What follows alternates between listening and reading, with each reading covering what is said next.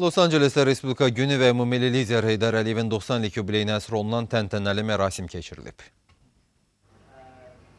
Tədbirdə çıxış edən Azərbaycanın Los Angeles'daki baş konsulu Nəsimi Ağayev 95 il əvvəl müsəlman dünyasında ilk demokratik və dünyəvi respublikanın yaradıldığını qeyd edərək, bu möhtəşəm hadisənin Azərbaycan xalqının milli dövlətçilik ənənələrinin gücləndirilməsində müstəsna rol oynadığını bildirdi.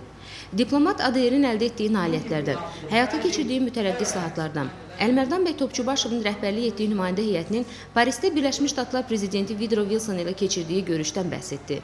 Baş konsul ölkəmizin ikinci dəfə müstəqillik əldə etdiyi ilk illərdə böyük çətinliklərlə üzləşdiyini də diqqətə çatdırdı. Diplomat belə çətin bir zamanda görkəmli dövlət xadimi Heydər Əliyevin Azərbaycanı böyük təhlükədən xilas etdiyini bildirdi. Nəsimi Ağayev Heydər Əliyevin rəhbərliyi ilə aparılan məqsədyönlü islahatlardan, uğurlu daxili və xarici siyasətdən bəhs edərək, məhz bu müdrik siyasətin nəticəsi olaraq Azərbaycanın qısa zamanda regionda öz mövqelərini gücləndirdiyini və sürətli inkişafın əsasının qoyulduğunu qeyd etdi.